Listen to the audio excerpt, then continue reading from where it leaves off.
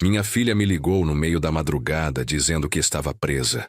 A voz dela tremia tanto que mal conseguia entender o que estava acontecendo. Quando finalmente compreendi a situação, senti meu sangue congelar. Ela estava numa delegacia, acusada de algo que jamais faria.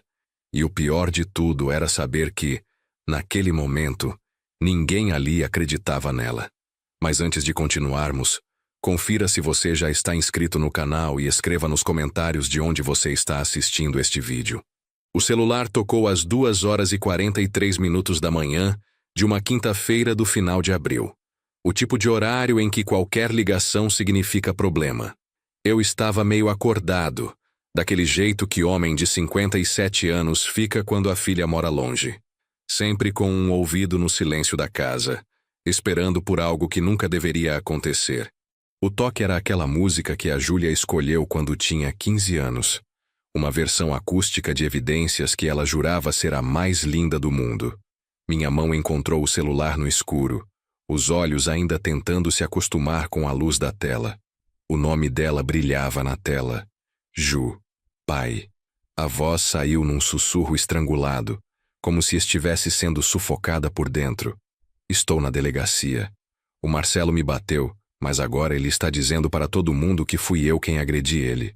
Os policiais estão acreditando nele, pai. Eles estão me tratando como se eu fosse criminosa. As palavras entraram nos meus ouvidos como socos. Levantei da cama antes mesmo de processar completamente, já procurando a calça jeans no escuro. Meu coração batia tão forte que sentia a pressão subir. Aquela sensação de quando o sangue ferve de raiva e medo ao mesmo tempo.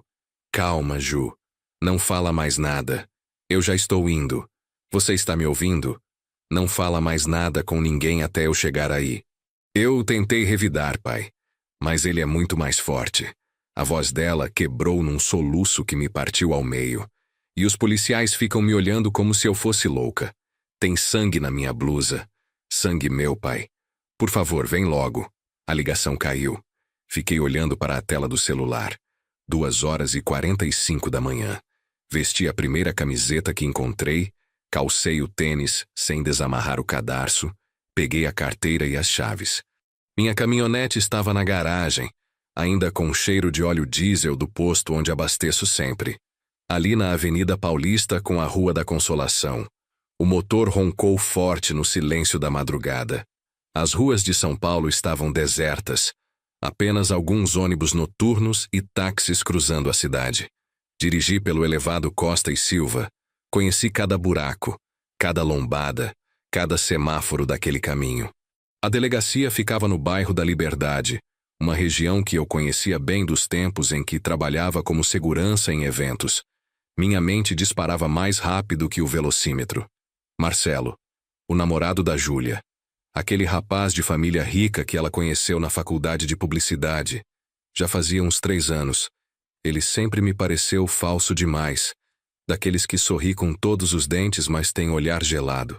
Usava relógio caro, dirigia um carro importado que o pai deu de presente e tinha aquele jeito de falar que me irritava, sempre diminuindo os outros, sempre se achando superior.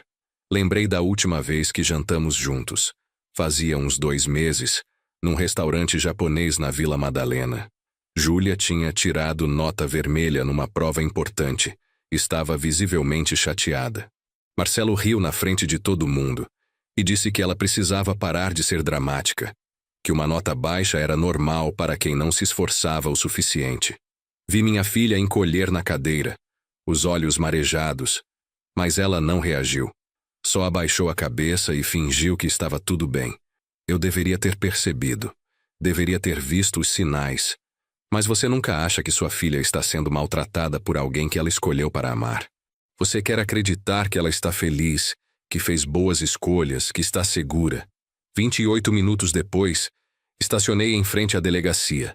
O prédio era velho, com aquela pintura desbotada característica das construções públicas brasileiras, que nunca recebem manutenção adequada. A luz amarelada dos postes da rua iluminava a fachada suja, e através das janelas via-se a claridade branca e fria das lâmpadas fluorescentes lá dentro. Entrei pela porta principal. O cheiro me atingiu imediatamente. Café requentado, produto de limpeza barato misturado com suor e algo que não consegui identificar. Talvez medo. O balcão da recepção estava ocupado por um policial de meia idade, barriga saliente sobre o cinto, que mastigava alguma coisa enquanto mexia no computador. Boa noite. Minha filha está aqui. Júlia Lima. Ela me ligou dizendo que foi agredida, mas que estão tratando ela como suspeita. O policial me olhou por cima dos óculos, mastigando devagar. Engoliu, limpou os dedos num guardanapo amassado e digitou algo no computador. Seus dedos eram grossos e lentos no teclado. Júlia Lima. Ele repetiu sem emoção na voz. Ah, sim. A moça que agrediu o namorado. Ela está na sala de depoimentos. O rapaz está aqui também, todo machucado. Precisamos apurar direitinho o que aconteceu. Senti a raiva subindo pela garganta como bile. Ela não agrediu ninguém. Ela me ligou pedindo socorro. Onde ela está? O policial suspirou daquele jeito cansado de quem já viu muita coisa e não se impressiona com mais nada. Olha, seu aqui todo mundo chega dizendo que é vítima. A gente precisa investigar os dois lados. O moço também está machucado. Tem arranhões no rosto, o lábio sangrando. Ela diz uma coisa, ele diz outra. É assim que funciona. Nesse momento, uma policial mais jovem se aproximou. Ela tinha o cabelo preso num coque apertado e olheiras profundas que denunciavam um plantão longo. Sua expressão era mais atenta que a do colega, os olhos escuros me examinando com cuidado. O senhor é o pai da Júlia? Ela perguntou. E havia algo diferente no tom dela, menos mecânico, mais humano. Sim, Pedro Lima. Quero ver minha filha agora. Ela trocou um olhar com o policial do balcão, que deu de ombros e voltou a mastigar o que quer que estivesse comendo. A policial me fez sinal para segui-la. Atravessamos um corredor estreito com paredes pintadas de verde hospitalar descascado, o piso de cerâmica rachado em vários pontos. Passamos por uma sala onde ouvi vozes discutindo, outra onde alguém chorava baixinho. Ela está aqui. A policial parou em frente a uma porta de vidro fosco. Mas antes de entrar, preciso que o senhor saiba que ela vai prestar depoimento formal. Por enquanto, tanto ela quanto o rapaz são considerados envolvidos no incidente. Ninguém foi preso, mas também ninguém pode ir embora até terminarmos de ouvir todo mundo. Ela abriu a porta. O que vi me arrancou o ar dos pulmões como um soco no estômago. Júlia estava sentada numa cadeira de plástico quebrada, encostada na parede. Ela usava aquela blusa branca que eu dei de presente no aniversário dela, agora rasgada na manga e manchada de vermelho. O sangue tinha secado em alguns lugares, formando crostas escuras, mas em outros ainda estava úmido, brilhando sob a luz fria do teto. O rosto da minha filha era um pesadelo. Uma mancha roxa se espalhava pela bochecha esquerda até a têmpora, como tinta derramada. O olho direito estava inchado, a pálpebra tão inchada que mal abria, assumindo uma cor entre roxo e azul que me fez sentir náusea. Acima da sobrancelha, um corte irregular ainda sangrava devagar, uma linha fina de sangue descendo pela lateral do rosto. Mas o pior não eram os machucados visíveis. Era o jeito que ela estava sentada, curvada para frente, braços cruzados sobre o peito, como se estivesse tentando se fazer menor, invisível. As mãos tremiam tanto que ela precisava segurá-las juntas para disfarçar. Quando me viu, o rosto inteiro desabou e ela tentou se levantar, mas as pernas falharam. Segurei ela antes que caísse. Pai. Foi só isso que ela conseguiu dizer antes de desabar em choro. Segurei minha filha, sentindo ela tremer inteira nos meus braços. O cheiro de sangue misturado com o perfume que ela sempre usava, aquele de jasmim que a mãe dela também usava antes de morrer, me fez voltar anos no tempo. Lembrei de quando ela tinha 6 anos e caiu da bicicleta, do jeito que correu chorando para mim, confiando que eu podia consertar qualquer coisa. Agora ela estava aqui, adulta, quebrada, e eu não tinha consertado nada. Não tinha protegido ela de nada. Soltei ela devagar. Segurei o rosto dela entre minhas mãos com cuidado, como se ela pudesse se despedaçar. Me conta o que aconteceu. Tudo. desde o começo. Júlia limpou o rosto com a manga rasgada da blusa, deixando um rastro de sangue novo no tecido. A respiração dela era entrecortada, os olhos fixos no chão como se tivesse vergonha de me olhar. A gente estava no apartamento dele. Ela começou, voz trêmula e baixa. O apartamento na Bela Vista que o pai dele comprou para ele. Nós tínhamos jantado lá, assistido um filme, tudo normal. Mas aí ele começou a reclamar de novo. Reclamar do quê? De tudo, pai. Ela passou a mão pelo cabelo, puxando os fios com força. Das minhas notas, dos meus amigos, do jeito que eu me visto. Ele disse que eu estava gorda, que precisava fazer academia igual as amigas dele fazem. Disse que eu estava virando uma acomodada, que só queria saber de festa, e estava desperdiçando a faculdade. Senti meu maxilar travar. E o que você fez? Eu falei que estava cansada das críticas dele, que ele não era meu pai para ficar me controlando assim. Os olhos dela finalmente me encontraram, e vi ali algo que me partiu. Culpa. Como se ela achasse que tinha feito algo errado ao se defender. Ele ficou muito bravo, pai. Começou a gritar que eu era ingrata, que ele fazia tudo por mim e eu não valorizava. Levantou da poltrona e veio na minha direção com o dedo apontado para o meu rosto. A policial que tinha me trazido até ali estava encostada na porta, ouvindo tudo em silêncio. Peguei meu celular do bolso e abri o gravador de áudio. Júlia percebeu e assentiu levemente. Precisávamos de tudo registrado. Continue, filha. Eu levantei também, tentei me afastar. Mas o apartamento dele é pequeno, sabe? Aqueles apartamentos novos que constroem com cômodos minúsculos. Não tinha muito para onde ir. Ele me encurralou perto da cozinha americana. Continuou gritando. Eu pedi para ele se acalmar.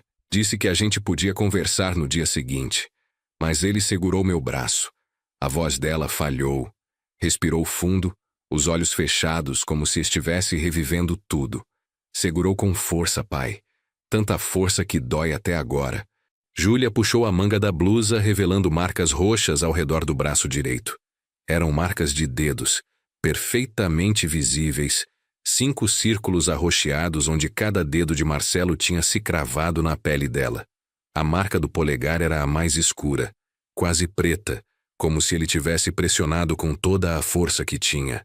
Ele disse que eu não ia sair dali até ouvir tudo que ele tinha para falar. A voz dela saiu tão baixa que precisei me aproximar para escutar. Eu tentei soltar o braço, mas ele apertou mais. Aí eu empurrei o peito dele, tentando me soltar. Foi quando ele perdeu totalmente o controle. O que ele fez, Júlia? Ela respirou fundo, tremendo. Ele me empurrou com tanta força que bati as costas na bancada da cozinha. Caí no chão. Ele veio por cima, me puxou pelos cabelos. A mão dela foi automaticamente para a cabeça, tocando o couro cabeludo como se ainda doesse. Puxou minha cabeça para trás e deu um tapa no meu rosto. Forte. Tão forte que vi estrelas, pai. Tudo ficou branco por uns segundos. Precisei me controlar para não socar a parede ali mesmo. Respirei fundo, tentando manter a calma pela minha filha. A policial se moveu, pegou um bloco de notas e começou a anotar tudo. Ele continuou batendo, no rosto, nos braços. Eu levantei os braços para me proteger, mas ele era mais forte, muito mais forte. Em determinado momento consegui levantar e corri para a porta do apartamento, mas ele me alcançou antes.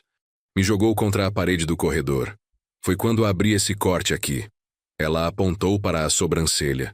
Tem um quadro na parede. Bateu bem nele. O vidro quebrou. Alguém viu. Alguém ouviu.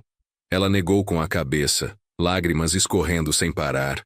Era tarde, pai, quase meia-noite. Os vizinhos devem ter ouvido, mas ninguém apareceu. Eu estava gritando, pedindo socorro. Mas ninguém veio. Como você conseguiu sair de lá? Ele me deixou no chão do corredor. A voz dela era apenas um fio agora. Disse que eu tinha pedido por isso, que eu que provoquei ele. Voltou pro apartamento e bateu a porta. Eu fiquei ali, sangrando, sem conseguir levantar direito. Demorou uns minutos até eu ter forças para ficar de pé. Júlia limpou o rosto de novo, manchando ainda mais a manga já destruída da blusa. Quando consegui levantar, desci de elevador. O porteiro estava na guarita. Viu meu estado. Perguntou se eu estava bem, se precisava chamar ambulância. Eu só queria ir embora. Pedi para ele chamar um táxi, mas ele disse que ia chamar a polícia, que eu estava muito machucada. E você deixou? Não tive escolha, pai. Ela soluçou. Ele já estava ligando. Eu sentei ali no banco da portaria, esperando. O porteiro me deu água, papel toalha para limpar o sangue. Mas eu só queria sumir, desaparecer. Minha cabeça estava tão confusa. Eu fiquei pensando se eu realmente tinha provocado, se eu devia ter ficado quieta, se... Você não fez nada de errado. Cortei, firme, mas gentil. Nada disso é culpa sua, Júlia. Nada. A policial se aproximou, agachando na frente da Júlia. Moça, quando a viatura chegou, o que aconteceu? Júlia olhou para ela, os olhos vermelhos e inchados. Vieram 2 policiais, um homem e uma mulher. Perguntaram o que tinha acontecido. Eu contei. Eles pediram para subir no apartamento do Marcelo. Eu não queria ir, mas eles disseram que precisavam ouvir os 2 lados. Você subiu com eles? Sim. Júlia enxugou o nariz com as costas da mão. Quando o Marcelo abriu a porta, ele estava diferente. Tinha lavado o rosto, penteado o cabelo, mas tinha um arranhão pequeno no rosto, embaixo do olho, e o lábio inferior estava inchado, com um corte pequeno. Ele começou a chorar quando viu os policiais. Chorar, pai. Como se ele fosse a vítima. O estômago revirou. E o que ele disse? Que eu tinha surtado. Que a gente tinha discutido, sim, mas que do nada eu comecei a bater nele. Que tentou se defender, mas não quis revidar porque não bate em mulher. Disse que eu arranquei um vaso da estante e joguei nele. Que tentei pegar uma faca da cozinha. Os policiais ficaram me olhando como se eu fosse louca. Como se eu fosse o monstro. E você explicou seu lado? Tentei, pai. Mas eles olhavam mais para ele do que para mim. Ele estava calmo, chorando aquelas lágrimas falsas, falando manso. Eu estava nervosa, com sangue na roupa, tremendo. Acho que pensei que eu parecia mais culpada do que ele. O Marcelo mostrou os arranhões no braço também. Disse que tentei arranhar ele quando ele tentou me conter. Esses arranhões eram de verdade? Eram. Júlia baixou os olhos envergonhada. Quando ele estava me batendo, eu tentei me defender. Arranquei ele, empurrei, fiz tudo o que pude. Então, sim, eu arranquei ele, mas foi me defendendo, não atacando. Só que agora parece que isso prova que eu agredi ele. A policial anotou tudo, o rosto fechado. Depois que chegaram aqui na delegacia, o que aconteceu? Eles nos trouxeram separados. Júlia respirou fundo. Me colocaram nessa sala. O Marcelo foi para outra. Fiquei aqui sozinha por quase 1 hora antes de conseguir usar o telefone. Os policiais disseram que precisavam registrar a ocorrência dos 2. Que os 2 tinham versões diferentes. Senti que eles acreditavam mais nele do que em mim. Um deles até disse que brigas de casal são complicadas, que às vezes as 2 partes exageram. Olhei para a policial. E vocês vão investigar direito? Vão ver que minha filha está falando a verdade? Ela fechou o bloco. Vamos fazer todos os procedimentos. Corpo de delito, exame de lesões, ouvir testemunhas se houver. Mas preciso ser honesta com o senhor. Casos assim são sempre difíceis. É a palavra de um contra a palavra do outro. Ainda mais quando os 2 têm marcas. Minha filha tem o rosto desfigurado e ele tem um arranhãozinho. Dá para ver quem foi a vítima aqui. Eu entendo sua revolta. A policial falou num tom mais baixo. E, pessoalmente, vendo o estado em que ela está, eu também tenho minhas conclusões. Mas o procedimento precisa ser seguido. Precisamos de provas concretas. Tem câmeras no prédio? Perguntei, já pensando estrategicamente. Câmeras no corredor, no elevador, na portaria? Júlia assentiu devagar. Tem câmeras na portaria, no elevador e no corredor de cada andar. O prédio é novo, tem sistema de segurança moderno. A policial anotou isso. Vamos requisitar as gravações. Isso pode ajudar muito. Se as câmeras mostrarem o que realmente aconteceu, fica mais fácil determinar quem está dizendo a verdade. Nesse momento, a porta se abriu. Um policial mais velho entrou, a barriga proeminente esticando o uniforme, cabelos grisalhos penteados para trás com gel. Ele tinha aquela expressão de quem está cansado demais para lidar com problemas domésticos no meio da madrugada. Delegado Carvalho. Ele se apresentou sem oferecer a mão. Sou o responsável pelo plantão hoje. Vocês são a família da moça envolvida na ocorrência? Sou o pai dela, Pedro Lima. E minha filha não está envolvida em ocorrência nenhuma. Ela foi agredida por aquele desgraçado e vocês estão tratando ela como suspeita. Calma, seu Pedro. O delegado ergueu as mãos num gesto apaziguador. Nós tratamos todos com o devido respeito. Mas quando há duas versões conflitantes, precisamos investigar. O rapaz também está machucado e também apresentou queixa. São dois lados de uma mesma história. Um lado tem o rosto quebrado e o outro tem um arranhão. Não precisa ser delegado para ver a diferença. Ele suspirou, puxando uma cadeira e sentando pesadamente. Olha, eu entendo que você está alterado. Qualquer pai ficaria. Mas não adianta vir aqui querendo resolver as coisas no grito. A lei precisa ser cumprida. Vamos ouvir os dois, examinar as provas e depois decidir se alguém será indiciado. Indiciado? Júlia levantou a voz pela primeira vez, os olhos arregalados de pânico. Eu vou ser indiciada? Calma, moça. Depende do que a investigação apontar. Se ficar comprovado que houve agressão mútua, os dois podem responder. Se ficar claro que apenas um agrediu, só ele responde. Agressão mútua? Repeti, incrédulo. Ela se defendeu de um homem que estava batendo nela. Isso não é agressão mútua, isso é legítima defesa. O delegado se recostou na cadeira que rangeu sob seu peso. No papel, legítima defesa precisa ser comprovada. E para isso precisamos de testemunhas, imagens, provas materiais. Por enquanto, o que temos são duas pessoas machucadas e duas versões diferentes. Então requisitem as câmeras do prédio. Eu já estava perdendo a paciência. O prédio tem câmeras em todos os andares. Deve mostrar minha filha descendo sozinha, machucada, sangrando. Deve mostrar que ela não estava atacando ninguém, que ela estava fugindo. Já demos entrada no pedido. O delegado olhou para o relógio, um Casio velho com a pulseira gasta. Mas o síndico precisa autorizar, pode demorar algumas horas. Enquanto isso, vamos fazer o procedimento padrão. Enquanto isso, minha filha fica aqui, tratada como criminosa? Ninguém está sendo tratado como criminoso ainda. Ele se levantou, a cadeira arrastando no piso com um som agudo. Estamos apurando os fatos. Assim que terminarmos os depoimentos e o corpo de delito, vocês podem ir embora. Mas tanto ela quanto o rapaz ficam obrigados a comparecer quando formos chamados. Ele saiu da sala, deixando apenas a policial mais jovem conosco. Ela nos olhou com uma expressão que misturava pena e frustração. Desculpa. Sei que não é justo. Mas o delegado é da velha escola. Ele tem dificuldade de acreditar em mulheres nesse tipo de situação. Velha escola é um eufemismo para machista. Murmurei, mais alto o suficiente para ela ouvir. Ela não discordou. Apenas deu um meio sorriso triste. Vou ver se consigo acelerar o processo. A senhora precisa ir para o IML fazer o corpo de delito. É obrigatório. Vou pedir para uma viatura levar vocês. Podemos ir no meu carro? Podem, mas precisa ser acompanhado pela viatura. Protocolo. Ela rabiscou algo num papel. Quando terminarem lá, podem ir para casa. Mas guardem todos os documentos, todas as fotos que tirarem. Vão precisar de tudo. Júlia se levantou devagar, cada movimento parecendo doer.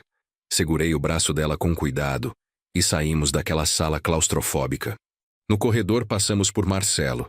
Ele estava sentado num banco, celular na mão, digitando tranquilamente como se nada tivesse acontecido. Quando nos viu, levantou os olhos. Por uma fração de segundo vi algo naquele olhar. Não era arrependimento, não era medo. Era desprezo puro. Júlia enrijeceu ao lado de mim, os dedos apertando meu braço com força. Olhei diretamente para Marcelo, sustentando o olhar dele sem piscar. Ele foi o primeiro a desviar, voltando a atenção para o celular como se fôssemos invisíveis. Mas percebi o canto da boca dele se curvando num meio sorriso. Aquilo me encheu de uma raiva tão profunda que precisei respirar fundo várias vezes para não fazer algo de que me arrependeria depois. Vamos, pai. A voz de Júlia estava fraca. Só quero sair daqui. Atravessamos a delegacia em silêncio. Na porta, a policial que tinha nos acompanhado acenou para uma viatura estacionada na rua. 2 policiais mais jovens estavam encostados no carro, conversando e rindo de algo no celular de um deles. Quando ela chamou, eles endireitaram, assumindo uma postura mais profissional. Vocês vão acompanhar esse senhor e a filha dele até o IML, ela explicou. Corpo de delito obrigatório. Depois podem liberar eles. Tragam o laudo assim que ficar pronto. Os 2 assentiram. Entramos na minha caminhonete, Júlia no banco do passageiro. A viatura nos seguiu. As luzes azuis e vermelhas apagadas, mas, ainda assim, chamando a atenção dos poucos carros que circulavam àquela hora da madrugada. Eram quase 4 horas da manhã, e São Paulo começava a acordar. Padarias acendendo as luzes, caminhões de lixo fazendo suas rotas, trabalhadores indo para o primeiro turno. O Instituto Médico Legal ficava na região central, num prédio antigo que parecia ainda mais sombrio sob a luz amarelada dos postes. Estacionei em frente e ajudei Júlia a descer. Ela tremia, não sei se de frio ou de choque, talvez os 2. Tirei minha jaqueta e coloquei sobre os ombros dela, mas aquilo pareceu ridiculamente inadequado diante do que ela estava passando. Dentro do IML, o cheiro de desinfetante era tão forte que ardeu nas narinas. As paredes eram do mesmo verde hospitalar desbotado da delegacia, como se houvesse uma loja única que fornecia tinta para todas as instituições públicas do Brasil. Uma recepcionista de olhos cansados nos atendeu sem levantar o olhar da papelada.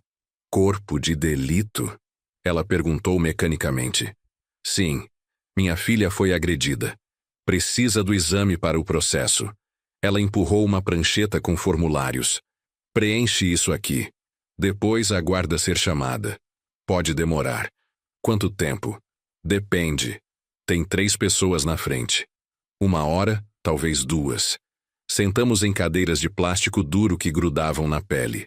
Júlia apoiou a cabeça no meu ombro e senti ela adormecer de exaustão. Fiquei ali, imóvel, com medo de que qualquer movimento a acordasse.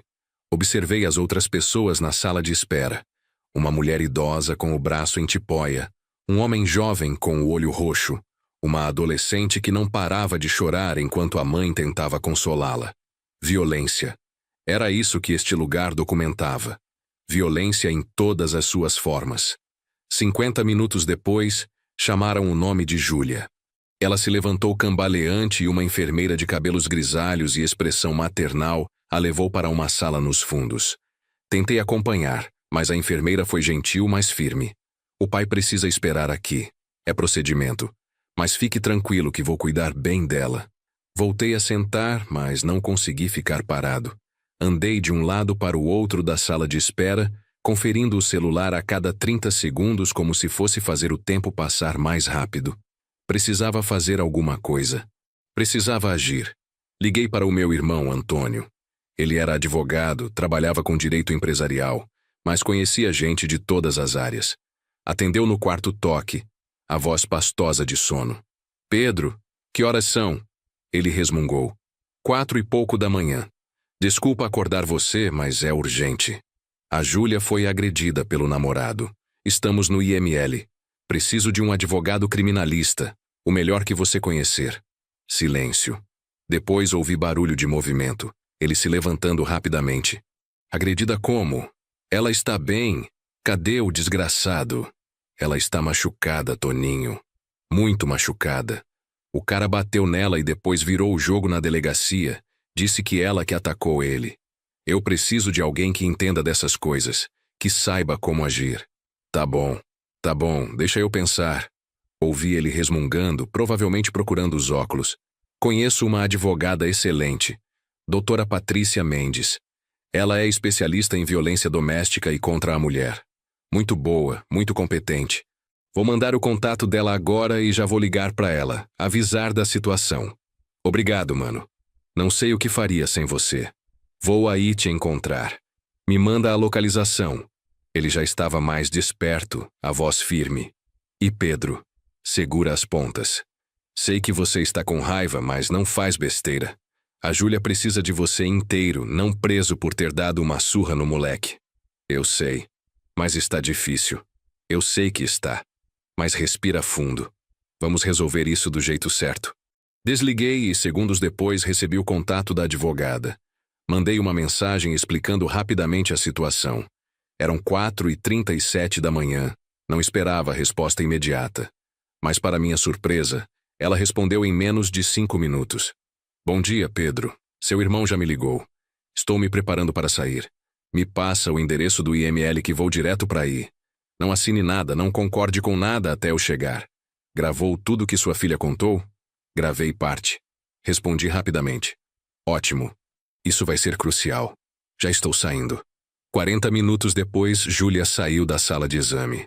Estava ainda mais pálida, se é que isso era possível. A enfermeira a acompanhou até mim, entregando um envelope pardo. O laudo vai ficar pronto em algumas horas e será enviado diretamente para a delegacia. Ela explicou. Mas tirei cópias das fotos e anotei tudo aqui. As lesões são extensas e graves. Equimoses múltiplas, laceração supraciliar, edema periorbital, hematomas em membros superiores compatíveis com contenção forçada. Traduziu para a linguagem mais simples. Sua filha foi espancada, e as marcas provam que ela tentou se proteger, não atacar. Os ferimentos dela são defensivos, não ofensivos.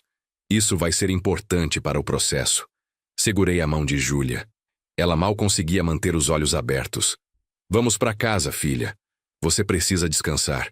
Saímos do IML quando o sol já clareava o horizonte. O céu estava naquele tom entre roxo e laranja que sempre me lembrava da minha infância no interior, antes de me mudar para São Paulo. Mas não havia nada de nostálgico naquele amanhecer. Só havia dor. Na caminhonete, Júlia finalmente falou, a voz tão baixa que quase não ouvi sobre o barulho do motor. Pai, eu preciso te contar uma coisa. Uma coisa que eu nunca contei para ninguém. Meu estômago se apertou. Pode falar, filha. Essa não foi a primeira vez.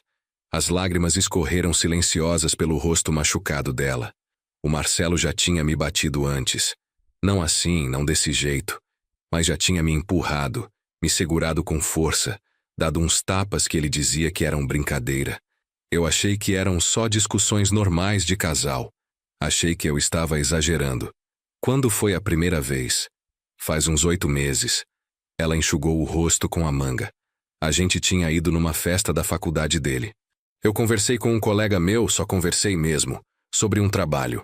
Quando chegamos no apartamento dele, o Marcelo disse que eu tinha dado em cima do cara na frente de todo mundo. Que eu tinha feito ele passar vergonha. Eu tentei explicar, mas ele me empurrou contra a parede. Não forte o suficiente para machucar muito, mas forte o suficiente para me assustar. Por que você não me contou? Porque eu achei que era culpa minha. Ela soluçou. Ele pediu desculpa no dia seguinte, comprou flores, disse que tinha bebido demais, que nunca mais ia acontecer. E eu acreditei. Acreditei todas as outras vezes também. Quantas outras vezes, Júlia? Umas 5, talvez 6. Nunca assim, nunca no rosto. Nunca onde alguém pudesse ver. Ele era esperto. Empurrava minha cabeça, me segurava pelo pescoço sem apertar, me apertava os braços até doer. E depois pedia desculpa. Chorava. Dizia que me amava. Senti uma dor no peito tão intensa que precisei encostar o carro. Estávamos na marginal. O trânsito começando a ficar intenso. Encostei no acostamento, desliguei o motor e me virei para minha filha. Júlia, olha para mim. Ela levantou os olhos. Aquele olho direito ainda quase fechado de tão inchado. Nada disso foi culpa sua. Você me ouviu? Nada. Esse cara é um agressor. Ele escolheu fazer isso com você. Não foi porque você conversou com alguém. Não foi porque tirou nota baixa. Não foi porque você é sensível demais ou dramática ou qualquer outra desculpa que ele te deu. Foi porque ele é violento. Mas eu devia ter saído antes, pai. Devia ter visto os sinais. Você estava numa relação abusiva, filha. Esses caras são especialistas em manipular, em fazer a gente duvidar da própria percepção. Não é sua culpa não ter saído antes. O culpado é só ele. Ela desabou em choro de novo. E eu segurei ela, ali no acostamento da marginal. enquanto carros passavam em alta velocidade ao nosso lado. Segurei minha filha e prometi em silêncio que Marcelo ia pagar por cada lágrima, por cada marca, por cada vez que fez ela duvidar de si mesma. Meu celular tocou. Era um número desconhecido. Atendi. Pedro? Uma voz feminina, firme e profissional. Sou a doutora Patrícia Mendes. Estou no IML, mas vocês já saíram. Onde vocês estão? Expliquei onde estávamos. Ela disse que ia direto para minha casa, pediu o endereço. 30 minutos depois, estávamos todos na minha sala. Eu, Júlia, meu irmão Antônio, que chegou logo depois de nós, e a doutora Patrícia. Ela tinha uns 40 anos, cabelos pretos presos num coque impecável, óculos de armação vermelha e uma pasta de couro gasta que claramente já tinha visto muitos casos. Sentou na poltrona em frente ao sofá onde Júlia estava deitada com uma bolsa de gelo no rosto. Júlia, primeiro quero que saiba que acredito em você. A advogada começou, os olhos fixos na minha filha. Segundo, quero que saiba que não está sozinha. Vamos fazer tudo o que for possível para responsabilizar quem fez isso com você. Mas preciso que seja completamente honesta comigo. Sobre tudo. Pode fazer isso? Júlia assentiu. Ótimo. Doutora Patrícia abriu a pasta e pegou um bloco. Vou gravar nossa conversa se você permitir. É para termos tudo documentado. E quero que me conte desde o início do relacionamento. Como vocês se conheceram. Quando começou a ficar estranho. Quando foi a primeira agressão. Todos os detalhes que você lembrar. Durante as próximas 2 horas, Júlia contou tudo. Cada empurrão. Cada grito. Cada vez que Marcelo a fez sentir pequena e errada. A advogada anotava tudo, fazendo perguntas pontuais, pedindo datas aproximadas, nomes de pessoas que poderiam ter presenciado algo. Você contou para alguma amiga? Doutora Patrícia perguntou. Contei para Bianca, minha melhor amiga. Júlia respondeu. Ela viu os hematomas no meu braço uma vez, quando a gente foi na piscina do clube. Perguntou o que era. Eu disse que tinha batido sem querer, mas acho que ela não acreditou. Ela disse que se eu precisasse de ajuda, era só falar. Vou precisar falar com ela. Você tem o contato? Júlia passou o número. A advogada continuou fazendo perguntas, montando um cronograma de abusos que foi me deixando cada vez mais nauseado. Como eu não vi? Como deixei minha filha sofrer isso sozinha por 8 meses? Quando terminamos, já passava das 9 da manhã. Doutora Patrícia fechou o bloco e olhou para nós dois. O caso não está fácil, vou ser honesta. Ela disse. O fato de ele ter apresentado queixa antes e ter ferimentos, mesmo que pequenos, complica. Mas temos vários pontos a nosso favor. Primeiro, o histórico de agressões que Júlia relatou. Vamos buscar testemunhas, mensagens, qualquer coisa que comprove.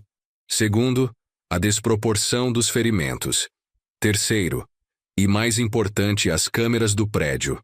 Você acha que as imagens vão mostrar o que aconteceu? Se mostrarem ela saindo sozinha, machucada, sem que ele esteja perseguindo ou em confronto direto, já ajuda muito. Vai provar que ela estava fugindo, não atacando. A advogada se levantou. Vou na delegacia agora acompanhar o caso, pressionar para que requisitem as imagens rapidamente. Enquanto isso, vocês descansem. Júlia precisa repousar.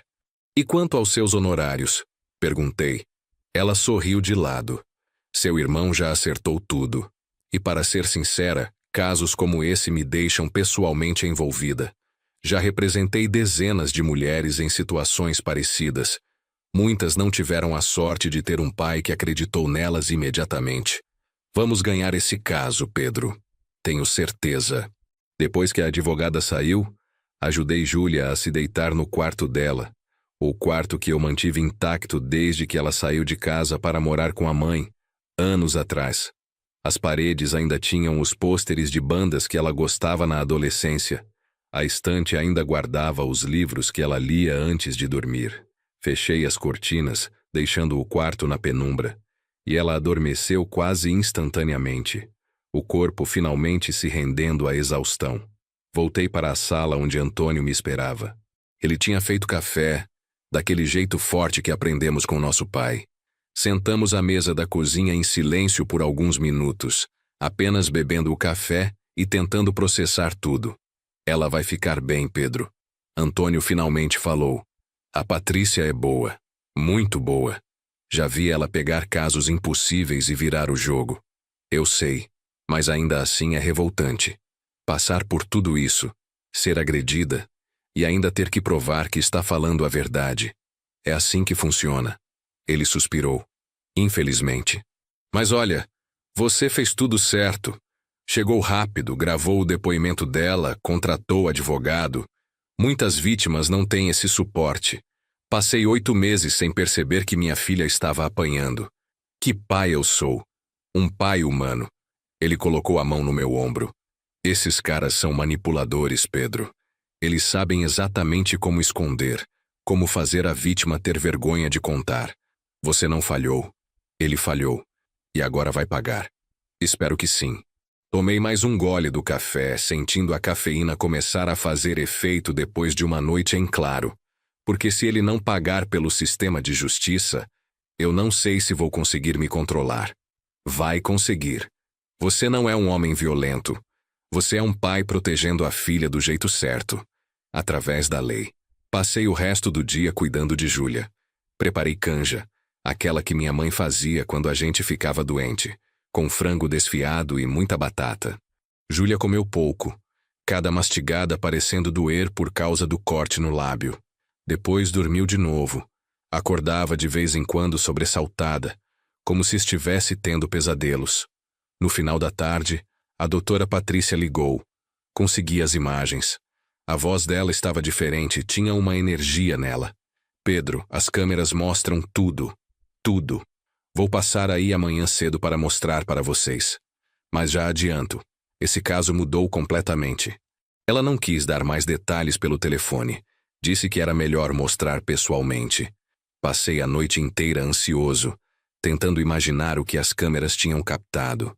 Júlia dormiu a noite toda, o corpo finalmente descansando depois do trauma.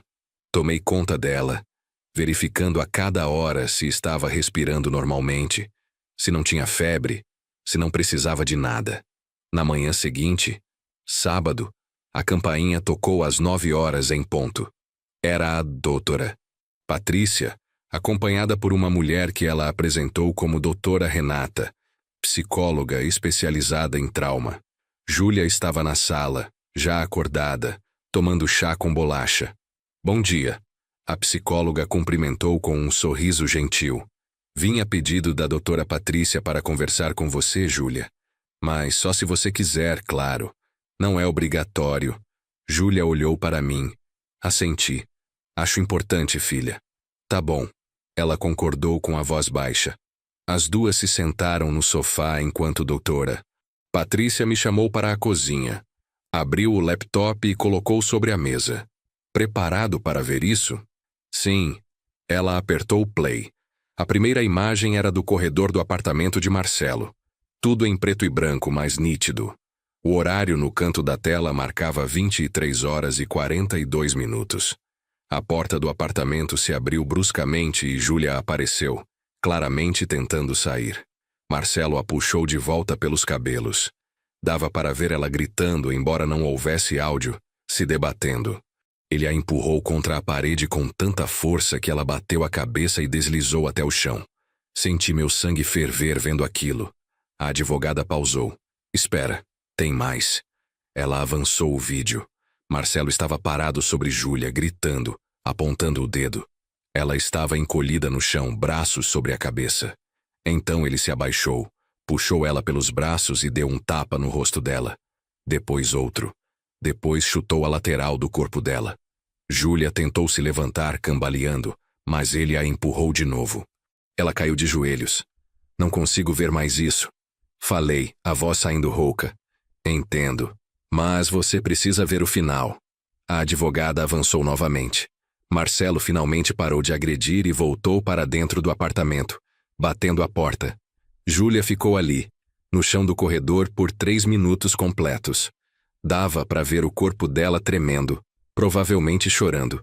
Quando finalmente se levantou, Cambaleou até o elevador, usando a parede como apoio. A câmera mudou para o elevador. Júlia entrou e desabou no canto, deslizando pela parede até ficar sentada no chão. Levou as mãos ao rosto, os ombros chacoalhando em soluços silenciosos. Quando as portas se abriram no térreo, ela se levantou com dificuldade e saiu. A última câmera era da portaria. Júlia apareceu cambaleando até o balcão. O porteiro claramente se assustou, levantando imediatamente. Dava para ver ele falando no telefone, provavelmente chamando a polícia, enquanto ela sentava num banco e encostava a cabeça na parede. Doutora Patrícia pausou o vídeo. Ele não aparece em nenhum momento depois dela sair. Não desceu atrás dela, não foi ver se estava bem. Simplesmente a deixou lá e voltou para o apartamento. A polícia só foi até lá porque o porteiro chamou e deu o número do apartamento de onde ela tinha saído. E Marcelo? Como ele explicou os ferimentos dele? Aqui fica interessante. Ela abriu outra pasta. Requisitei as imagens de quando a polícia subiu no apartamento dele. Marcelo atendeu a porta já com o rosto lavado, cabelo penteado. Os arranhões estavam lá, sim, mas ele não tinha nenhum outro ferimento aparente. Nenhum corte, nenhum hematoma além do lábio rachado. A advogada me mostrou fotos do rosto dele tiradas pela polícia. E olha só, esse arranhão aqui no rosto dele, embaixo do olho. Pedi para um médico legista amigo analisar. Ele disse que é compatível com arranhadura defensiva. Ou seja, foi Júlia se defendendo tentando afastá-lo. E o lábio rachado? Ela sorriu de lado. Aqui é onde fica melhor. As câmeras também pegaram o momento em que a polícia chegou no apartamento dele. Quer ver? Ela mudou de vídeo. Era a câmera do corredor de novo. Marcelo abriu a porta para os policiais, falou com eles brevemente e os deixou entrar. Mas antes disso, dá para ver ele passar a mão pelo próprio rosto, como se estivesse verificando algo. Meu legista amigo disse que o lábio rachado dele é muito superficial. Doutora Patrícia explicou. Pode ter sido causado por um tapa, sim, mas também pode ter sido auto-infligido. E considerando que não há nenhuma imagem dela agredindo ele em momento algum, e que ele teve quase 15 minutos sozinho no apartamento antes da polícia chegar, bem, ela mesma causou aquilo? Perguntei, incrédulo. Não posso provar, mas é extremamente suspeito. E os arranhões nos braços dele? São superficiais também. Totalmente compatíveis com alguém tentando se soltar de um agressor, não com alguém atacando deliberadamente. Isso significa que ela não vai ser indiciada? Significa mais do que isso, Pedro. A advogada fechou o laptop. Com essas imagens, o depoimento dela, o laudo médico mostrando a extensão dos ferimentos dela versus os dele, e o histórico que estamos levantando, quem vai ser indiciado é ele. Por lesão corporal grave, cárcere privado, falsa comunicação de crime. Estou pedindo medida protetiva de urgência e prisão preventiva. Prisão preventiva? Sim. Ela abriu outro documento. Júlia relatou histórico de agressões. Ele demonstrou comportamento violento e manipulador. Tentou inverter a situação para incriminá-la. Isso mostra periculosidade. E com as provas que temos, acho que o juiz vai conceder. Quando? Dei entrada no pedido ontem à noite, em caráter de urgência. A juíza de plantão costuma analisar esses casos rapidamente. Se tudo correr bem, até segunda-feira ele pode estar preso. Sentei na cadeira processando tudo. Isso era real? Marcelo realmente ia pagar pelo que fez? Tem mais uma coisa. A advogada puxou outra pasta. Consegui contato com a ex-namorada dele, a de antes da Júlia. Ela aceitou conversar comigo. Pedro, ele fez exatamente a mesma coisa com ela. As agressões começaram sutis, depois foram escalando. Ela terminou com ele e ele espalhou boatos na faculdade, dizendo que ela era louca, instável. Ela não prestou queixa na época porque teve medo. Mas agora está disposta a testemunhar. Quantas mais? Murmurei. Quantas mulheres esse cara já machucou? Não sei, mas vamos descobrir. Ela guardou os documentos. Por enquanto, o foco é garantir a segurança da Júlia e processar ele criminalmente. Depois podemos pensar em ação civil por danos morais. Mas vamos por partes. Naquele momento, a psicóloga e Júlia saíram da sala. Júlia estava com os olhos vermelhos, mas havia algo diferente nela. Uma firmeza que não estava lá antes. Pai, eu quero prestar depoimento de novo. Ela anunciou. Quero contar tudo, desde a primeira vez. Todas as vezes. Quero que ele pague. Você tem certeza, filha? Pode ser doloroso reviver tudo isso. Tenho certeza. Ela se sentou à mesa conosco. A doutora Renata me ajudou a entender que não foi culpa minha. Nada foi. E que ficar calada só protege ele, não eu. Então eu vou falar. Vou falar tudo. Doutora Patrícia sorriu orgulhosa. Então, vamos fazer isso agora. Vou gravar seu depoimento completo com todos os detalhes. Depois vou transcrever e incluir no processo. Pode levar algumas horas. Você está preparada? Estou. E foi isso que fizemos.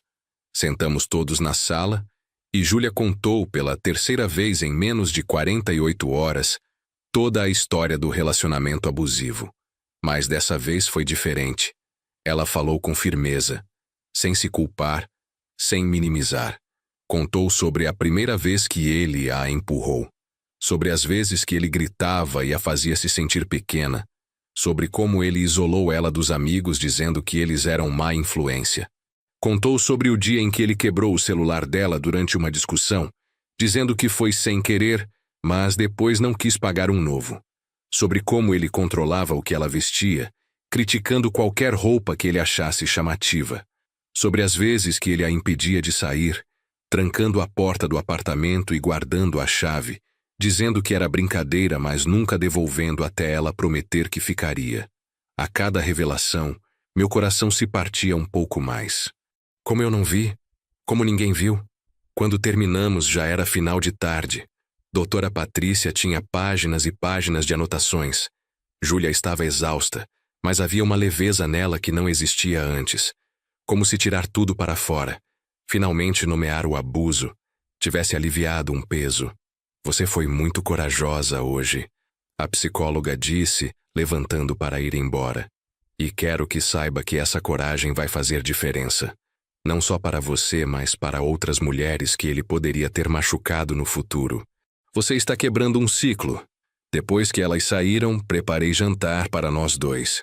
Nada elaborado, apenas macarrão com molho de tomate caseiro, aquele que Júlia sempre gostou desde criança. Comemos em silêncio, mas um silêncio confortável. O tipo de silêncio que existe entre pessoas que não precisam preencher cada momento com palavras. Pai, Júlia quebrou o silêncio eventualmente. Obrigada por acreditar em mim. Sem questionar, sem duvidar. Eu sei que tem muitos pais que não acreditam nas filhas nessas situações. Nunca duvidei de você, Ju. Nem por um segundo. E nunca vou duvidar. Ela sorriu, pequeno, mas genuíno. O primeiro sorriso desde que tudo aconteceu. Depois voltou a comer, e eu percebi que, apesar de tudo, íamos ficar bem. Ia levar tempo, ia ter muita terapia pela frente, muitas noites difíceis, muitos momentos de gatilho e medo. Mas íamos superar. No domingo deixei Júlia descansar. Ela passou o dia inteiro dormindo, o corpo recuperando do trauma. Aproveitei para ligar para algumas pessoas. Primeiro para minha irmã, Carla, que ficou chocada e disse que ia visitar Júlia durante a semana. Depois para a Bianca, a melhor amiga da Júlia. Bianca atendeu no segundo toque e quando expliquei o que tinha acontecido, ela começou a chorar. Eu sabia, seu Pedro. Eu sabia que tinha algo errado. A Ju mudou muito nos últimos meses. Ficou mais quieta, mais isolada. Mas quando eu perguntava, ela dizia que estava tudo bem. Ela estava com vergonha e com medo. Expliquei. Mas agora ela precisa dos amigos. Precisa sentir que não está sozinha. Eu vou lá amanhã mesmo. Bianca prometeu. E vou falar com o pessoal da faculdade também. A gente não vai deixar ela sozinha. Obrigado, Bianca. Sei que a amizade de vocês significa muito para ela. Na segunda-feira de manhã, a doutora Patrícia ligou cedo.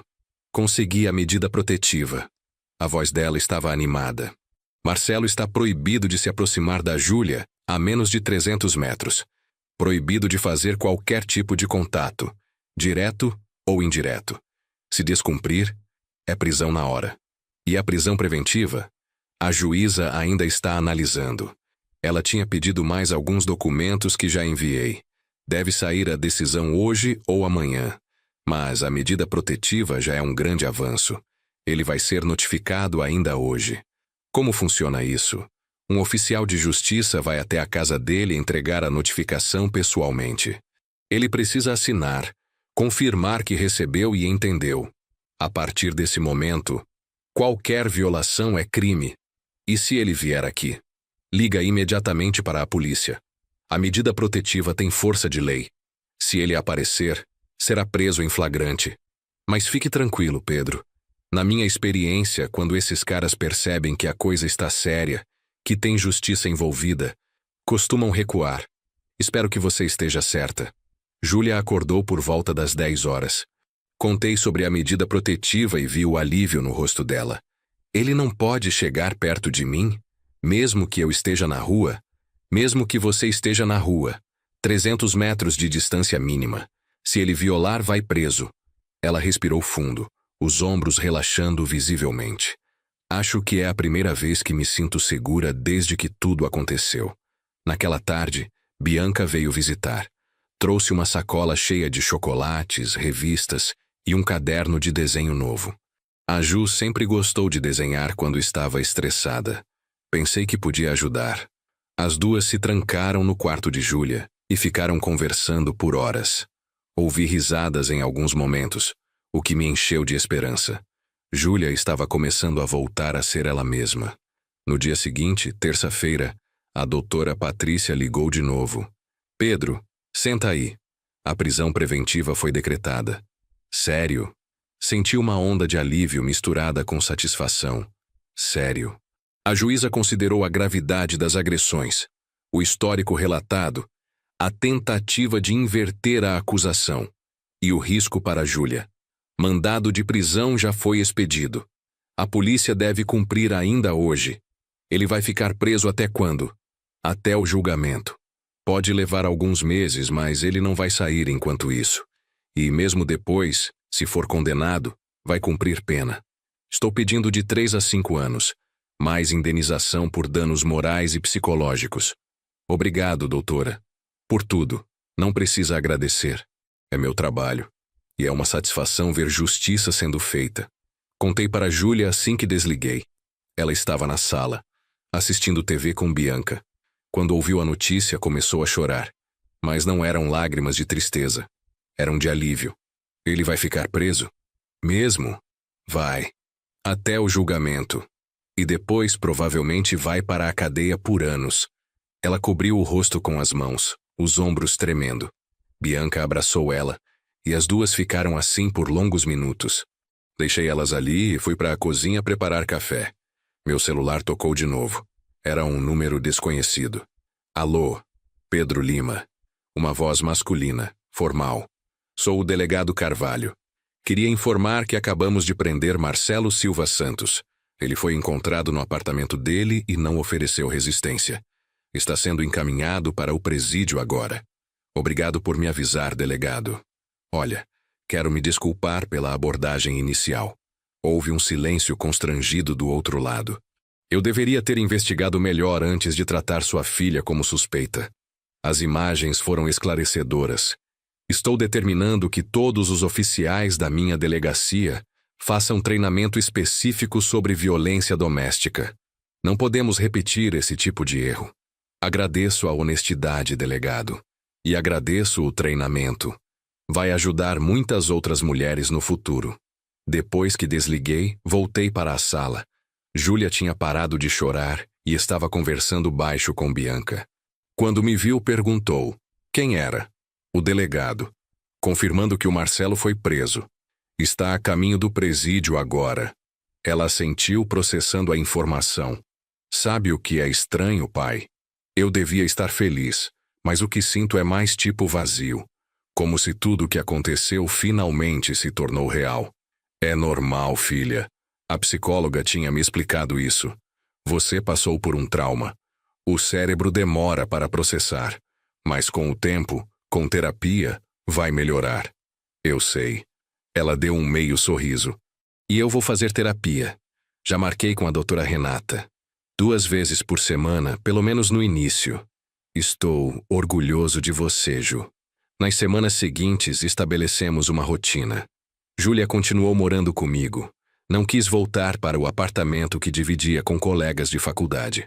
Disse que precisava de tempo antes de morar sozinha de novo.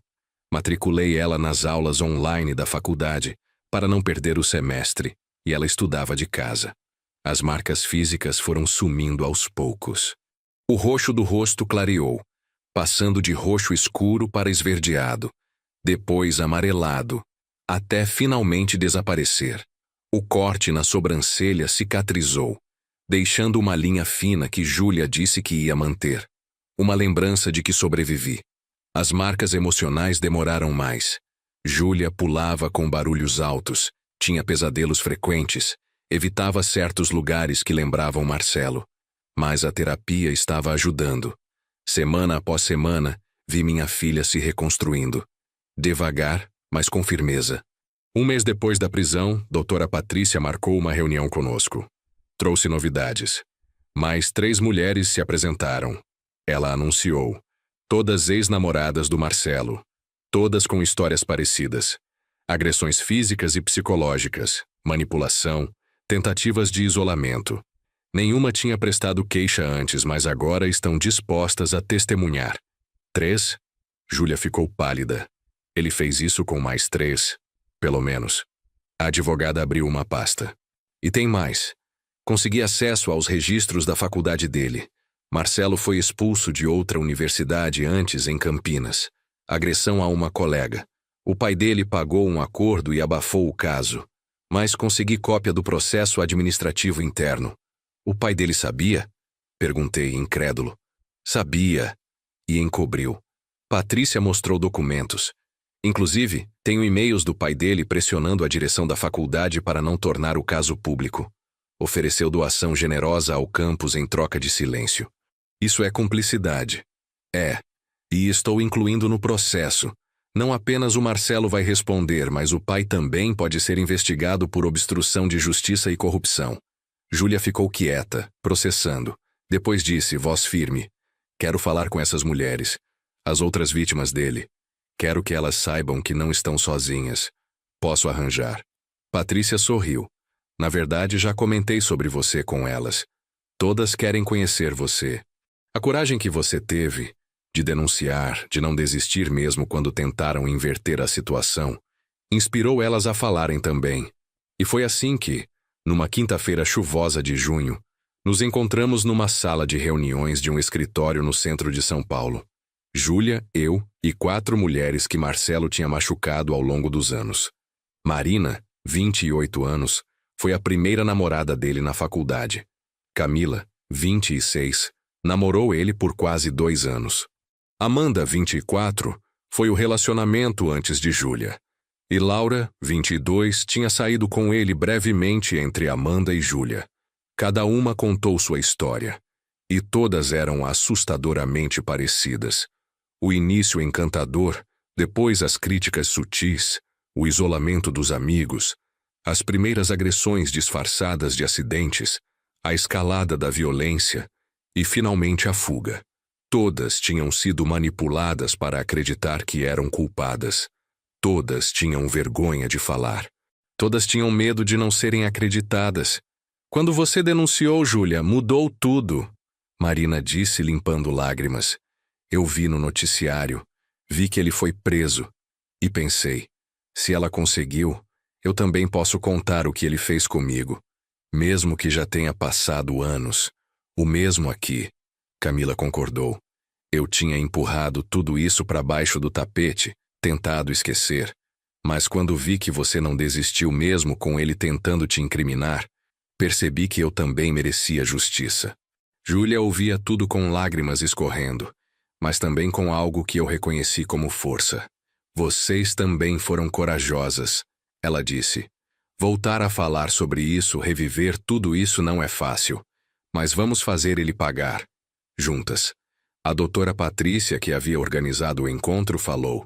Com o testemunho de vocês 5, mais as provas físicas, as imagens, os históricos médicos, esse caso se tornou sólido.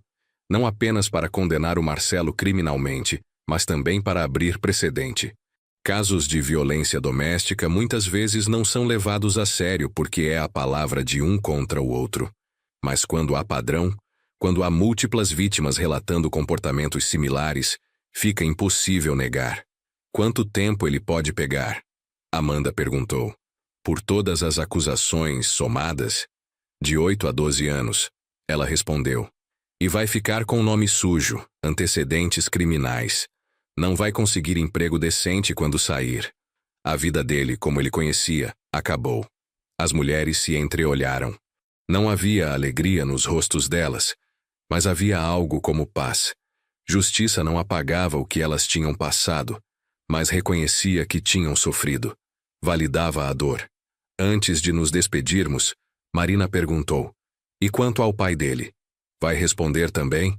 Estamos trabalhando nisso. A advogada confirmou. O Ministério Público já abriu investigação.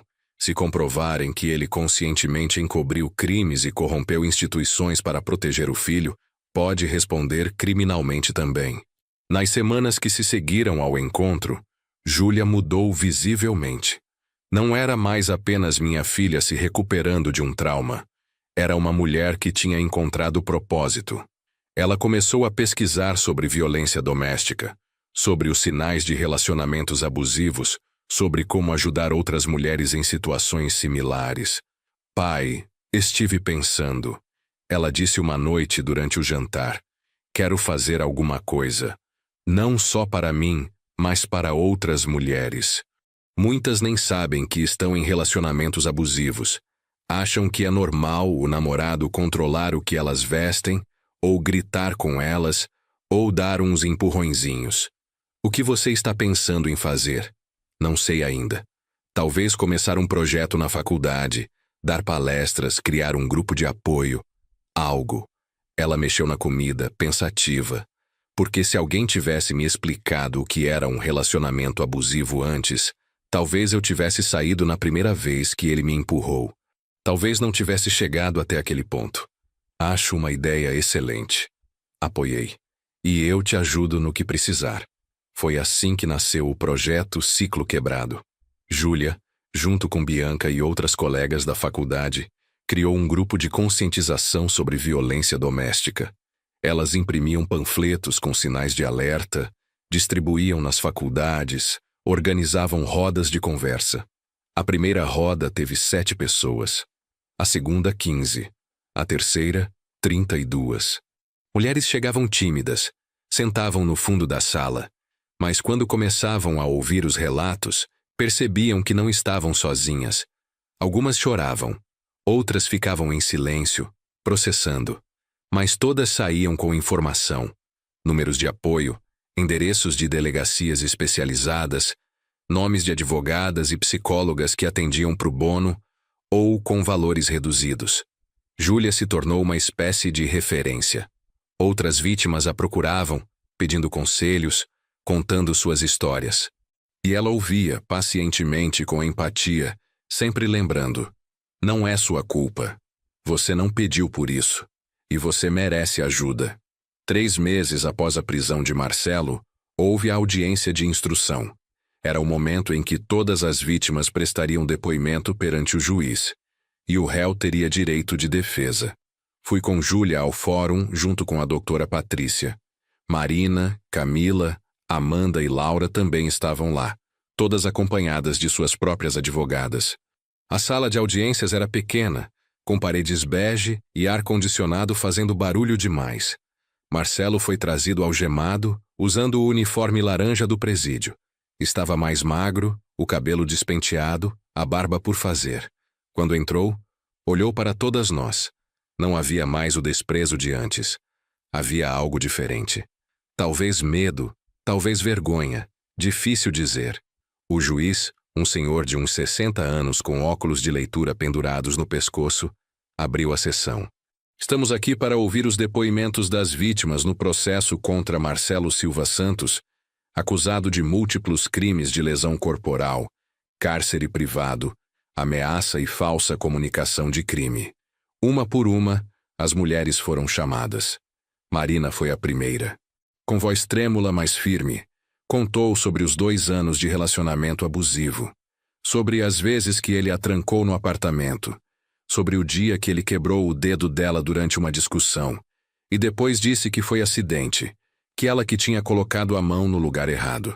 Camila relatou os episódios de agressão psicológica, como ele controlava suas redes sociais, exigia que ela apagasse fotos com amigos homens, isolou ela da família dizendo que os pais dela não gostavam dele. Contou sobre a vez que ele a empurrou escada abaixo e depois disse para os médicos que ela tinha escorregado. Amanda descreveu como ele começou gentil, depois foi ficando possessivo, controlador, violento. Como ele destruiu o notebook dela durante uma discussão, dizendo que ela passava tempo demais estudando e pouco tempo com ele. Como ele a ameaçava dizendo que se ela terminasse, ele se mataria e seria culpa dela. Laura, a mais jovem, contou sobre os 3 meses que namorou Marcelo. Mesmo sendo um período curto, ele já tinha mostrado sinais. Ciúmes excessivos, mensagens constantes querendo saber onde ela estava, explosões de raiva quando ela não respondia imediatamente. Quando chegou a vez de Júlia, ela se levantou com a cabeça erguida, sentou na cadeira das testemunhas e jurou dizer a verdade. O juiz a olhou com gentileza.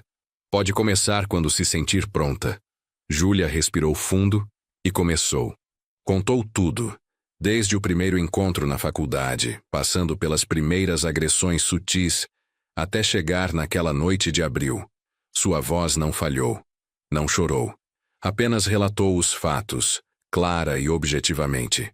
Quando terminou, mostrou as cicatrizes que ainda tinha. A linha fina na sobrancelha, as marcas desbotadas nos braços. O advogado de Marcelo, um homem de terno caro e expressão arrogante, tentou questionar. A senhorita não acha que pode ter mal interpretado algumas situações? Discussões de casal são normais. Doutora Patrícia se levantou imediatamente. Objeção, excelência. Discussões normais não deixam hematomas e fraturas. Não terminam com mulheres fugindo sangrando. Não envolvem cárcere privado, deferida. O juiz bateu o martelo. Reformule a pergunta, doutor. O advogado tentou outras abordagens, tentando pintar Júlia como vingativa ou instável, mas cada tentativa era rebatida pelas provas. As imagens das câmeras, os laudos médicos, as testemunhas. Ficou claro para todos na sala que não havia defesa possível. Quando Marcelo foi chamado para depor, ele tentou parecer arrependido. Chorou, disse que estava passando por um momento difícil, que bebia demais, que não era aquilo que ele realmente era. Mas quando o promotor perguntou sobre Marina, sobre Camila, sobre Amanda, sobre Laura, ele gaguejou. Não tinha explicação para o padrão. Não podia alegar momento difícil quando eram anos de comportamento abusivo com múltiplas mulheres. Eu não queria machucar ninguém. Ele finalmente disse, voz quebrada. Eu só perdia o controle às vezes. Perder o controle uma vez pode ser acidente. O juiz falou, olhando por cima dos óculos. Perder o controle repetidamente com várias pessoas diferentes é escolha. É padrão de comportamento. E comportamentos assim têm consequências. A audiência terminou ao final da tarde. O juiz disse que analisaria tudo e daria a sentença em até 30 dias. Saímos do fórum exaustas, todas nós. Mas havia uma sensação de missão cumprida. Tínhamos falado, tínhamos sido ouvidas e tínhamos sido acreditadas. Vocês foram incríveis. Doutora Patrícia disse, reunindo todas nós na frente do fórum. Todas vocês. E quero que saibam que, independente do que o juiz decidir, vocês já venceram. Venceram o medo, venceram a vergonha, venceram o silêncio. As 5 mulheres se abraçaram, formando um círculo. Fiquei de fora, observando, e meu coração se encheu de orgulho. Minha filha tinha pegado a pior experiência da vida dela e transformado em força não só para ela, mas para outras. Naquela noite, em casa, Júlia estava quieta, não triste, apenas pensativa. Sentamos no sofá. Eu assisti futebol com o volume baixo enquanto ela folheava um livro sem realmente ler. Pai? Ela finalmente falou. Sim, filha. Obrigada por nunca duvidar de mim. Ela virou para me olhar. Mesmo quando a polícia estava me tratando como suspeita. Mesmo quando o Marcelo estava lá com aquela cara de vítima. Você nunca duvidou. Isso fez toda a diferença. Eu nunca vou duvidar de você, Ju. Segurei a mão dela. Você é minha filha. Eu te conheço desde que você nasceu. Sei do que você é capaz e do que não é. E sei que você nunca agrediria ninguém sem motivo. Algumas das meninas hoje na audiência contaram que os pais delas não acreditaram. A Amanda disse que quando contou para o pai que o namorado batia nela, o pai disse que ela devia ter provocado, que devia ter sido mais carinhosa, menos estressada, como se a culpa fosse dela. Infelizmente tem muito pai assim. Suspirei. Mas não sou eu. E nunca vou ser. Eu sei. Ela encostou a cabeça no meu ombro. E sou grata por isso todos os dias. 23 dias depois da audiência, a sentença saiu. Doutora Patrícia ligou assim que recebeu a notificação. Júlia estava na faculdade. Tinha voltado a ter aulas presenciais na semana anterior. Então liguei para ela imediatamente. Ju, a sentença saiu. E... A voz dela estava tensa. 12 anos. Ele pegou 12 anos de prisão. Regime fechado, sem possibilidade de progressão para semiaberto antes de cumprir metade da pena. E mais medida protetiva permanente para todas vocês, mesmo depois que ele sair. Ouvi ela soltar o ar que estava segurando. 12 anos? 12 anos. A juíza foi dura na sentença. Considerou a gravidade das agressões, o padrão de comportamento, a tentativa de manipular o sistema, o número de vítimas. E tem mais. Ela encaminhou o caso do pai dele para o Ministério Público. Ele pode responder por corrupção e obstrução de justiça. Pai, eu preciso sentar. A voz dela estava trêmula. 12 anos. Ele vai ficar preso por 12 anos. No mínimo 6 por causa da progressão de pena. Mas sim, 12 anos é a sentença total. Ela começou a chorar do outro lado da linha. Não era choro de tristeza. Era choro de alívio, de justiça, de fechamento. Fiquei ali, ouvindo ela chorar, dizendo palavras de conforto quando necessário, mas principalmente apenas estando presente. Quando ela se acalmou, disse: Vou contar para as meninas. Elas também merecem saber. Conta. E diz que justiça foi feita. Pode ter demorado, pode ter sido difícil, mas foi feita. Naquela noite fizemos uma pequena comemoração em casa. Júlia, eu, Bianca e as outras 4 vítimas. Pedimos pizza, compramos refrigerante e simplesmente ficamos juntas. Não falamos sobre Marcelo, não falamos sobre o caso. Falamos sobre o futuro, sobre planos, sobre sonhos. Marina contou que tinha voltado a fazer terapia e estava melhor do que nunca. Camila disse que tinha começado a namorar de novo, alguém gentil e respeitoso. Amanda estava terminando a faculdade e já tinha emprego garantido. Laura tinha se mudado para outra cidade, começando vida nova. E Júlia? Júlia estava florescendo. O projeto Ciclo Quebrado tinha crescido, agora estava em 5 faculdades diferentes da cidade. Ela tinha sido convidada para dar uma palestra numa conferência sobre direitos da mulher. Estava escrevendo um artigo acadêmico sobre padrões de comportamento abusivo em relacionamentos jovens. Sabe o que é engraçado? Júlia disse naquela noite, todas nós sentadas na sala. Não de engraçado, haha, mas de engraçado estranho.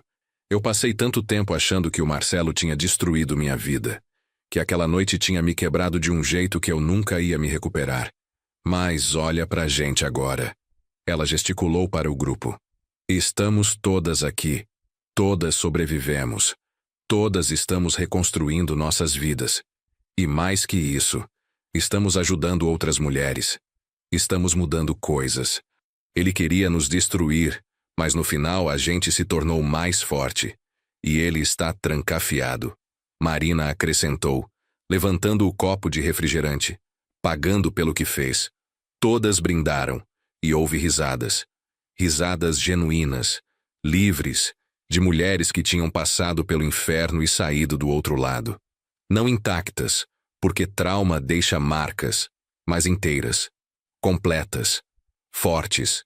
Os meses que se seguiram foram de cura continuada. Júlia manteve a terapia, mas os pesadelos ficaram menos frequentes. Ela começou a sair de novo, a namorar de novo, eventualmente, um rapaz da faculdade chamado Rafael, que era gentil, respeitoso e entendia quando ela precisava de espaço. Ela riu de novo, aquela risada alta e sem pudor que eu não ouvia há muito tempo. O ciclo quebrado continuou crescendo.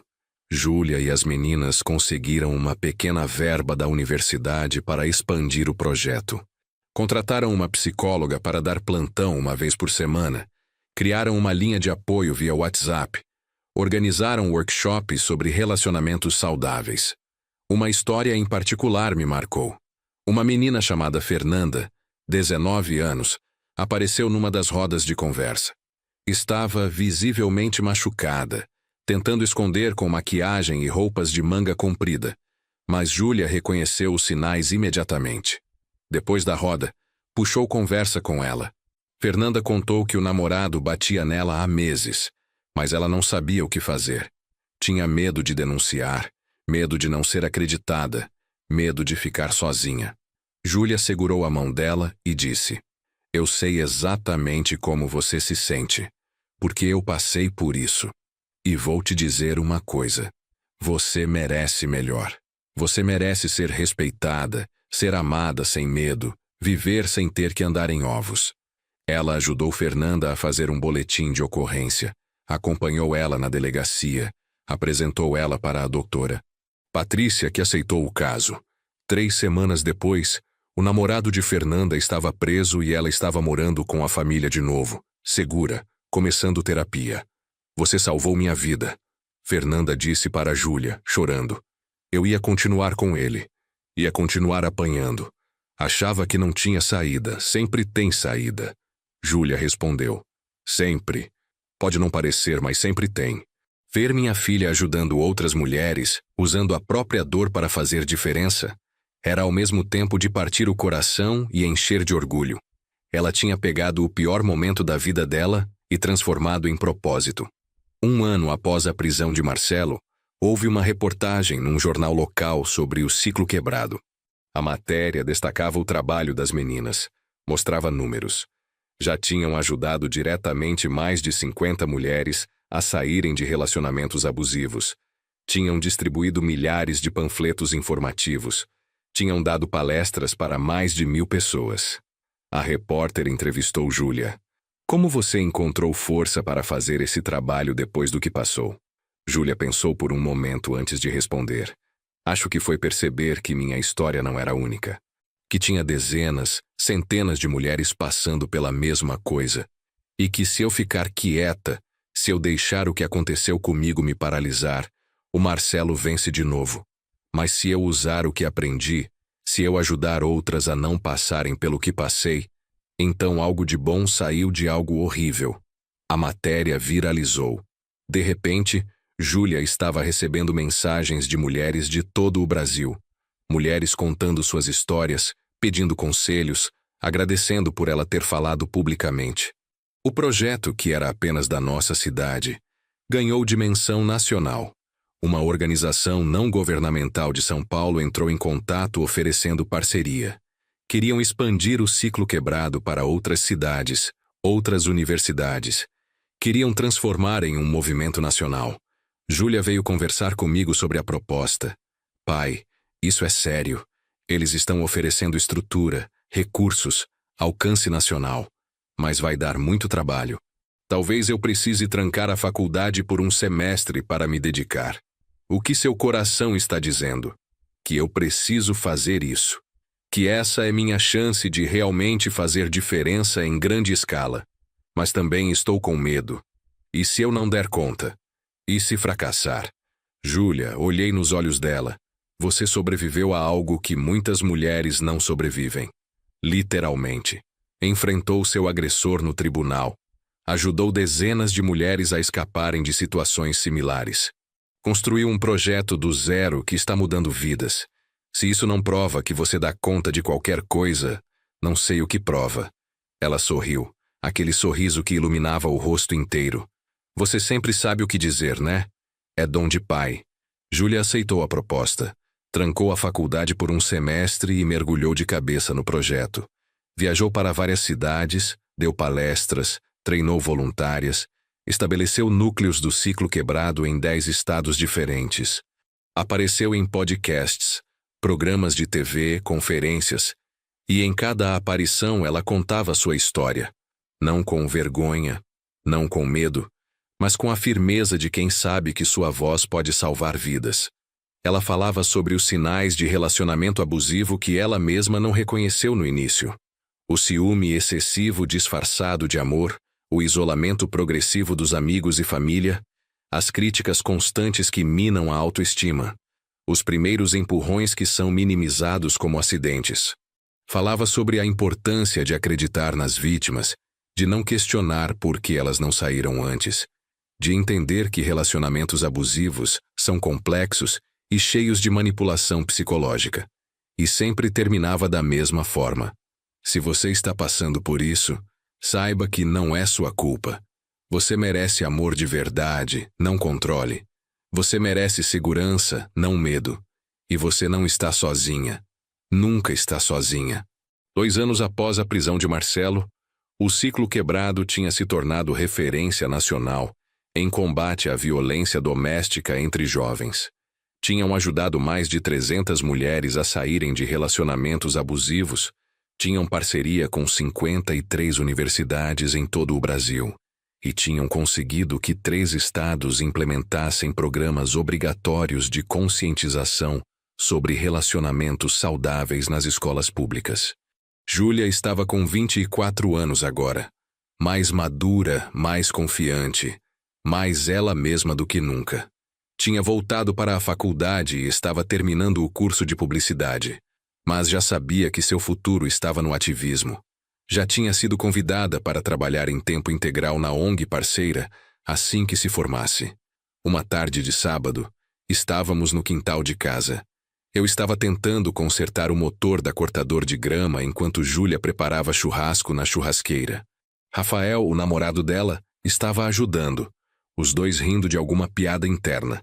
Era uma cena tão normal, tão pacífica, que às vezes eu esquecia o inferno que tínhamos atravessado para chegar ali. Pai, posso te fazer uma pergunta? Júlia se aproximou enquanto a carne assava.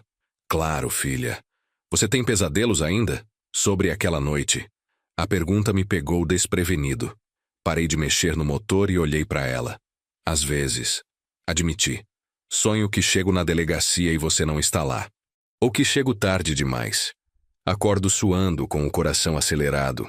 Mas está ficando menos frequente. Eu também ainda tenho. Ela confessou, mexendo os espetos. Não tanto quanto antes, mas de vez em quando sonho que estou presa naquele apartamento de novo. Que ninguém acredita em mim. Que vou ser presa. Acordo e preciso de alguns minutos para lembrar que está tudo bem. Que ele está preso. Que estou segura.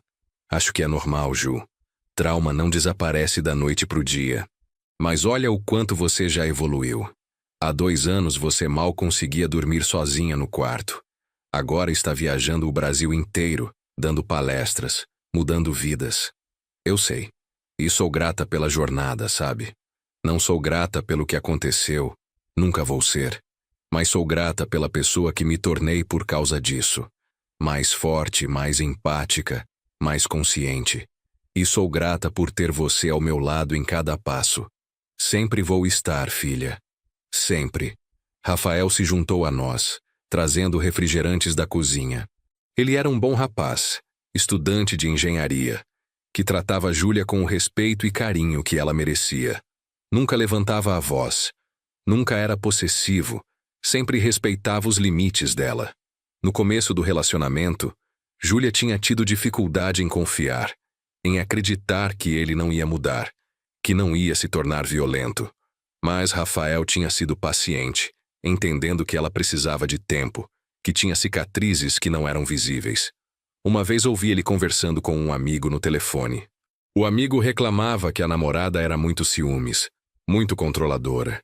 E Rafael respondeu: Cara, Relacionamento não é sobre controle. É sobre parceria. Se sua mina está te controlando, conversa com ela. E se não melhorar, sai. Vida é curta demais para viver pisando em ovos.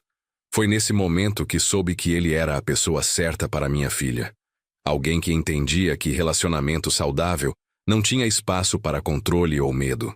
Naquela noite, depois que Rafael foi embora e Júlia tinha ido dormir, sentei sozinho na varanda olhando as estrelas. Meu celular tocou. Era a doutora Patrícia. Estranho ela ligar tão tarde. Pedro, desculpa a hora. A voz dela estava séria. Preciso te contar uma coisa. Acabei de receber uma ligação da penitenciária. O Marcelo tentou entrar em contato com a Júlia. Meu sangue congelou. Como? Ele está preso. Não pode fazer contato. Ele arranjou um jeito. Convenceu outro detento que estava sendo solto a entregar uma carta para ele. O cara foi pego na saída com a carta e entregou para a administração. Eles me notificaram imediatamente porque é violação da medida protetiva. O que tinha na carta? Não posso compartilhar os detalhes exatos, mas basicamente ele está pedindo perdão, dizendo que mudou, que a prisão o transformou, que quer conversar com ela. É a manipulação clássica dele, tentando fazer ela sentir pena, abrir uma brecha. A Júlia não vai nem saber dessa carta, afirmei. Não vou deixar ele voltar a entrar na cabeça dela. Concordo totalmente. E legalmente isso é uma violação séria. Vou pedir extensão da pena por descumprimento de medida protetiva. Ele pode pegar mais 6 meses a 1 ano por isso. Bom, que fique lá o máximo de tempo possível. E tem mais uma coisa, Pedro. A administração do presídio me informou que ele está sendo investigado por liderar um esquema de extorsão dentro da prisão. Aparentemente não aprendeu nada. Continua sendo manipulador e violento. Alguns nunca mudam. Não. Alguns realmente não mudam. É por isso que é tão importante o trabalho que a Júlia está fazendo. Prevenção, educação, quebrar o ciclo antes que ele comece. Desliguei e fiquei ali pensando. Deveria contar para Júlia? Ela merecia saber que Marcelo tinha tentado contactá-la? Ou seria melhor poupar ela disso, deixar ela seguir em paz com a vida? Decidi contar. Júlia era adulta, forte, merecia saber a verdade. Na manhã seguinte, durante o café, contei sobre a ligação da advogada. Júlia ficou quieta por um longo momento, processando. Depois disse: ele realmente acha que eu vou cair de novo na manipulação dele? Acho que ele acredita que todo mundo é tão manipulável quanto ele gostaria. Respondi. Mas você não é mais aquela menina de 2 anos atrás. Você sabe exatamente quem ele é. Eu sei. E sabe de uma coisa estranha? Não sinto raiva. Não sinto medo. Sinto pena dele. Ela tomou um gole do café. Pena de uma pessoa tão vazia por dentro que precisa controlar e machucar outros para se sentir poderoso. Que nunca vai conhecer amor de verdade, parceria de verdade, porque tudo para ele é sobre dominação. Você evoluiu muito, Ju. A gente evolui ou a gente morre, né? Ela sorriu triste. Eu escolhi evoluir. A tentativa de contato de Marcelo resultou em mais 1 ano adicionado à sentença dele. A juíza foi dura, dizendo que ele claramente não tinha se reabilitado e continuava sendo uma ameaça. Marcelo também perdeu privilégios na prisão por causa do esquema de extorsão. Foi transferido para um presídio de segurança máxima. A vida continuou. Júlia se formou com honras em publicidade, mas já estava trabalhando na ONG em tempo integral mesmo antes de pegar o diploma. O ciclo quebrado tinha se tornado um dos principais programas de combate à violência doméstica do país. Júlia tinha virado um nome conhecido.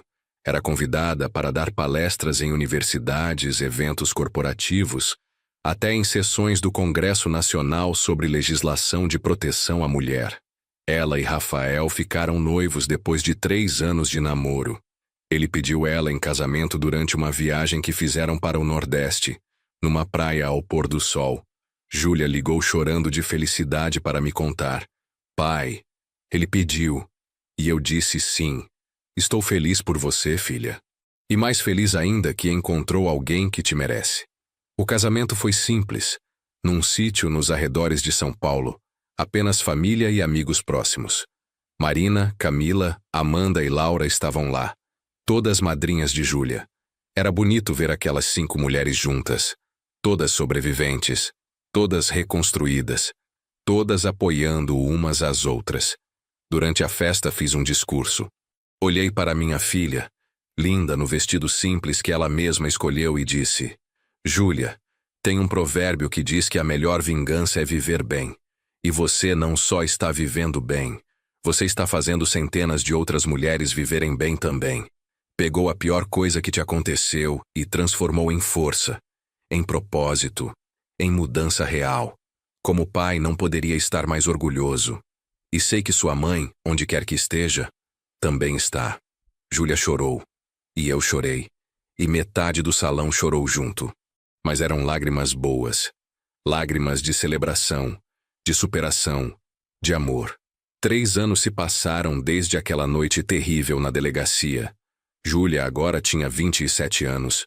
Era diretora executiva do Ciclo Quebrado, que tinha se expandido para todos os estados brasileiros e começado a receber convites para replicar o modelo em outros países da América Latina. Estava grávida de 6 meses, esperando uma menina que iam chamar de Helena.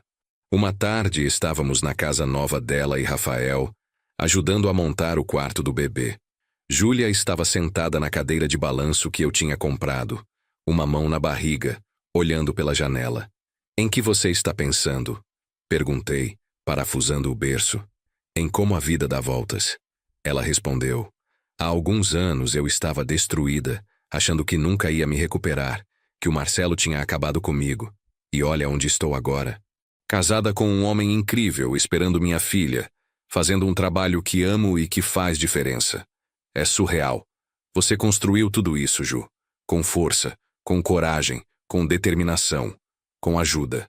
Ela me olhou. Sua ajuda, principalmente. Se você não tivesse acreditado em mim naquela noite, se você não tivesse largado tudo e corrido para me buscar, se você tivesse duvidado de mim por um segundo, não sei onde eu estaria hoje. Mas eu acreditei. E sempre vou acreditar. Eu sei. E agora vou ensinar minha filha a mesma coisa. Vou ensinar ela que não importa o que aconteça. Ela sempre pode contar comigo. Que sempre vou acreditar nela. Que ela nunca está sozinha. Parei de trabalhar no berço e me aproximei, beijando o topo da cabeça dela. Você vai ser uma mãe incrível. Espero ser metade do pai que você foi para mim. Naquele momento, com o sol entrando pela janela, minha filha grávida e feliz na cadeira de balanço, tudo pareceu fazer sentido. O pesadelo tinha acabado. A história não terminava com trauma, não terminava com medo.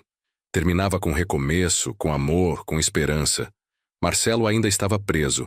Ainda ia ficar por muitos anos. Mas ele não importava mais. Não tinha mais poder sobre a vida de Júlia, sobre nosso futuro. Era apenas uma memória ruim que ficava cada vez mais distante. E Júlia?